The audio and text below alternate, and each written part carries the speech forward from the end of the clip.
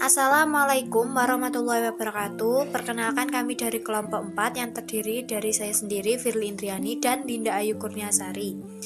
Kami di sini akan mempresentasikan tentang sikap konsumen. Yang pertama, saya akan bahas tentang definisi dan komponen sikap konsumen. Yang pertama, definisi sikap konsumen. Sikap konsumen adalah faktor yang berpengaruh dalam keputusan konsumen karena konsep sikap yang berkaitan dengan konsep kepercayaan, belief, dan perilaku behavior. Sikap merupakan ungkapan perasaan konsumen tentang suatu objek dalam menyukai suatu objek, atau dapat merupakan kepercayaan konsumen terhadap berbagai manfaat dari suatu produk.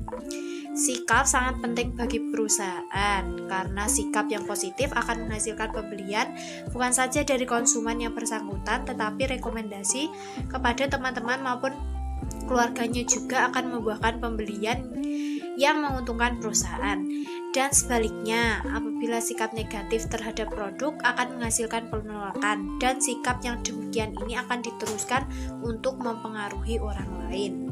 Dan ada juga beberapa definisi tentang sikap menurut beberapa ahli. Yang pertama, menurut Schiffman dan Kanuk dalam Susanta, sikap adalah kecenderungan yang dipelajari dalam perilaku dengan cara menyenangkan atau tidak menyenangkan terhadap suatu objek tertentu. Yang kedua, menurut Sangaji dan Sopiah, sikap adalah tanggapan perasaan konsumen yang bisa berupa perasaan suka atau tidak suka terhadap objek tertentu. Selanjutnya yaitu komponen sikap konsumen. Komponen sikap konsumen itu terbagi menjadi 3, yaitu komponen cognition, komponen affect, dan komponen conation.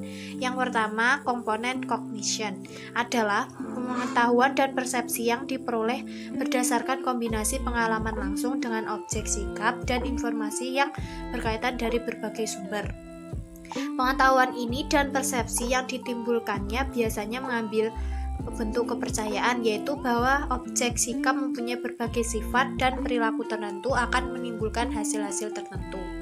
Dalam hal ini, unsur-unsur dari aspek kognitif yang berupa pikiran dan segala proses yang terjadi di dalamnya yang mencakup accessibility, convenience, centrality, dan kejelasan mengenai sikap terhadap suatu produk akan berpengaruh terhadap kesetiaan pelanggan. Yang kedua, ada komponen affect. Komponen affect merupakan emosi atau perasaan konsumen mengenai produk atau merek tertentu. Emosi dan perasaan ini sering dianggap oleh para peneliti konsumen sangat evaluatif sifatnya, yaitu mencakup penilaian seseorang terhadap objek sikap secara langsung dan menyeluruh. Kondisi emosional pelanggan yang merupakan komponen dari sikap akan membentuk kesetiaan pelanggan. Aspek perasaan ini meliputi emosi, suasana hati, kepuasan yang didapatkan setelah memberi atau menggunakan produk akan membentuk kesetiaan pelanggan. Dan yang terakhir ada komponen conation. Dalam hal ini berhubungan dengan kemungkinan atau kecenderungan bahwa individu akan melakukan tindakan khusus atau berperilaku dengan cara tertentu terhadap objek sikap tertentu. Menurut beberapa penafsiran, komponen konatif mungkin mencakup perilaku sesungguhnya itu sendiri. Dalam riset pemasaran dan konsumen, komponen ini sering dianggap sebagai pernyataan maksud konsumen untuk membeli. Kondisi merupakan cenderung yang ada pada pelanggan untuk melakukan tindakan tertentu. Selanjutnya saya akan bahas tentang memprediksi perilaku dengan sikap. Terdapat 6 faktor yang mempengaruhi kemampuan sikap dalam memprediksi perilaku. Yang pertama ada tingkat ketertiban konsumen. Jika tingkat keterlibatan konsumen terhadap suatu objek sikap tinggi, misalnya produk, maka perilakunya cenderung akan sesuai dengan sikapnya yang cenderung kuat. Yang kedua ada pengukuran sikap. Jika pengukuran sikap valid dan reliable dan mempunyai tingkat abstraksi yang sama dengan pengukuran perilaku serta dalam waktu yang relatif dekat atau bersamaan waktunya, maka sikap dapat digunakan untuk memprediksi perilaku. Yang ketiga ada pengaruh orang lain. Orang lain yang mempengaruhi pengaruh kuat dalam kondisi tertentu dapat mempengaruhi sebuah sikap yang negatif menghasilkan perilaku yang positif. Contohnya, ada seorang anak suka pada produk pakaian merek A, namun karena orang tua atau kakaknya mempengaruhinya untuk memilih dan membeli merek B, maka meskipun sikapnya positif terhadap merek A, namun perilakunya tidak positif. Yang keempat ada faktor situasional, kondisi yang mendesak dan situasi yang tidak mendukung dalam kondisi berduka atau sakit maupun gembira seringkali menyebabkan sikap tidak dapat digunakan untuk memprediksi perilaku. Yang kelima, ada pengaruh merek lain. Merek lain yang lebih unggul dalam memberikan manfaat yang diharapkan seringkali mempengaruhi hubungan sikap dengan perilaku. Konsumen bisa memilih merek lain karena setelah dipilih dan dirasakan ternyata sesuai dengan yang diharapkan konsumen. Dan yang terakhir, yang keenam, ada kekuatan sikap. Sikap dapat digunakan untuk memprediksi perilaku ketika sikap tersebut sangat kuat ada pada konsumen. Selanjutnya akan dijelaskan oleh Linda Ayu. Hubungan antara kepercayaan dan sikap oleh beberapa teori. Yang pertama, teori keseimbangan oleh Haider. Dalam teori ini, manusia dianggap selalu menjaga keseimbangan antara kepercayaan yang ada pada dirinya dan evaluasi. Artinya, orang akan mencari keseimbangan jika informasi baru yang diterimanya tidak sesuai dengan kepercayaan yang selama ini diyakininya. Dalam teori ini, ada 3 elemen yang harus ada agar proses keseimbangan bisa tercapai. 3 elemen tersebut antara lain, yang pertama, orang yang merasakan, yang kedua, sikap terhadap suatu objek, dan yang ketiga, objek lain yang berhubungan dengan objek pertama. Teori yang kedua ialah teori ekspektasi dari Rosenberg. Secara umum, teori pengharapan nilai menyatakan bahwa perilaku pada umumnya lebih dipengaruhi oleh pengharapan untuk mencapai sesuatu hasil yang diinginkan daripada oleh dorongan dari dalam diri. Konsumen memilih produk merek tertentu dibanding merek lainnya karena dia mengharapkan akibat positif atas pilihannya tersebut. Dalam teori ini, pengharapan nilai didasarkan pada keseimbangan antara kepercayaan dan evaluasi. Teori yang ketiga ialah model multi-atribut dari Fishbein. Teori Fishbein lebih dapat diaplikasikan dibandingkan dengan teori Rosenberg karena Fishbein menjelaskan pembentukan sikap sebagai tanggapan atas atribut. Adapun Rosenberg menjelaskan pembentukan sikap sebagai tanggapan atas nilai. Atribut bersifat lebih operasional, sedangkan nilai lebih bersifat abstrak dan susah diderivasi ke dalam bentuk yang lebih konkret. Hubungan antara sikap dan perilaku. Untuk mengetahui bagaimana sikap bisa memprediksi perilaku, kita bisa menggunakan teori Research Action dari Fishbein. Menurut teori ini, pengukuran sikap yang tepat seharusnya didasarkan pada tindakan pembelian atau penggunaan merek produk, bukan merek itu sendiri. Tindakan pembelian dan mengkonsumsi produk pada akhirnya akan menentukan tingkat kepuasan. Selain adanya modifikasi pengukuran sikap berdasarkan tindakan, Fishbein memodifikasi model dengan mendefinisikan kepercayaan atau belief sebagai akibat yang dirasakan dari tindakan daripada sebagai atribut-atribut merek yang dirasakan. Modifikasi atas model itu juga dilakukan karena kepercayaan dan evaluasi menghasilkan hubungan yang kompleks. Fishbein menyimpulkan bahwa elemen-elemen lain mempengaruhi perilaku karena norma keluarga dan peer group begitu penting dalam pembentukan sikap. Dia memperkenalkan pengaruh sosial ke dalam model tersebut.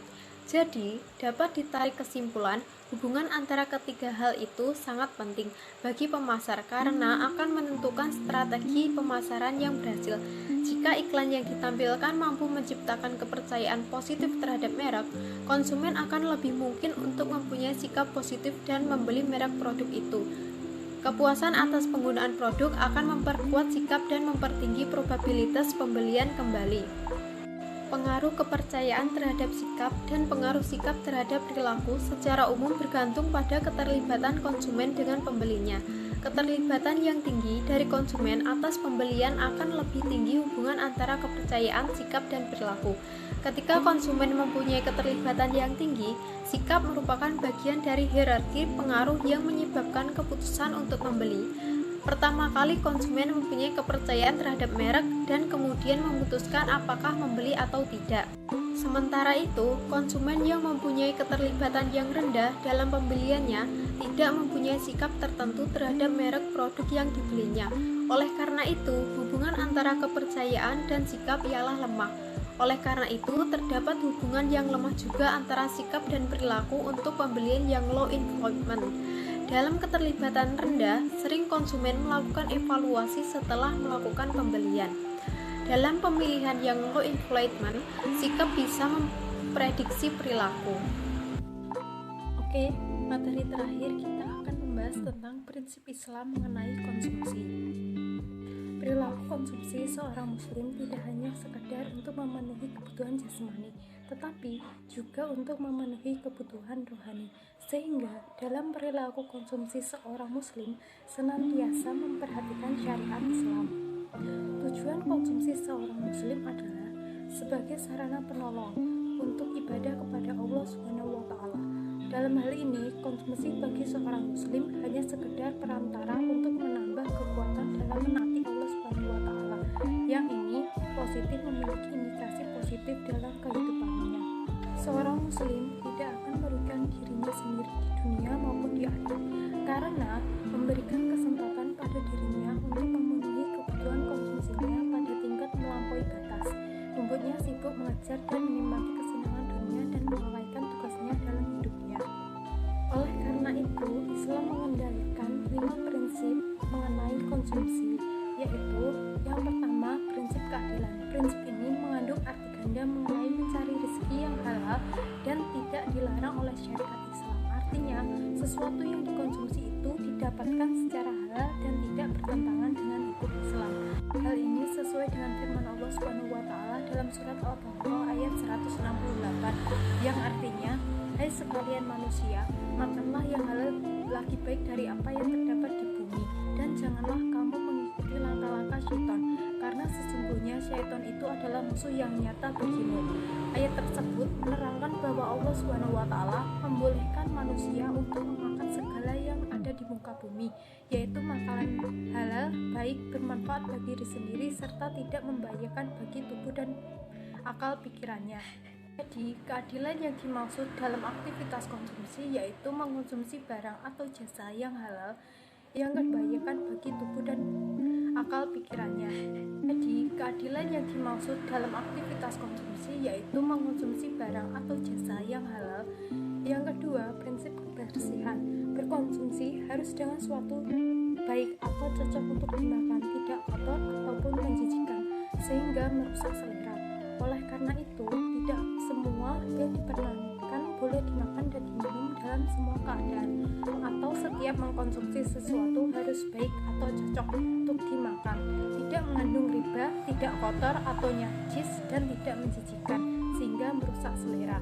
Prinsip ini juga bermakna bahwa makanan dan minuman yang akan dikonsumsi bukan hasil dari suap. Yang ketiga ialah prinsip kesederhanaan. Prinsip kesederhanaan dalam konsumsi berarti bahwa orang haruslah mengambil makanan dan minuman sekadarnya dan tidak berlebihan, karena makanan berlebihan itu bahaya bagi kesehatan, karena merupakan pangkal dari berbagai kerusakan di muka bumi. Yang keempat ialah prinsip kemurahan hati. Dengan rahmatnya, Allah SWT menyediakan yang ada di langit dan di bumi untuk dimanfaatkan dan dikonsumsi ketika tidak membahayakan bagi dirinya, selama maksudnya adalah untuk kelangsungan hidup dan kesehatan yang lebih baik, dengan tujuan menunaikan dan beribadah kepada Allah SWT. Kemudian prinsip yang kelima ialah prinsip moralitas.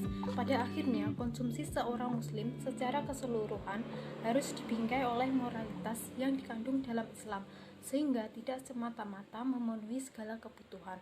Allah memberikan makanan dan minuman untuk kelangsungan hidup umat manusia agar dapat meningkatkan nilai-nilai moral dan spiritual seseorang.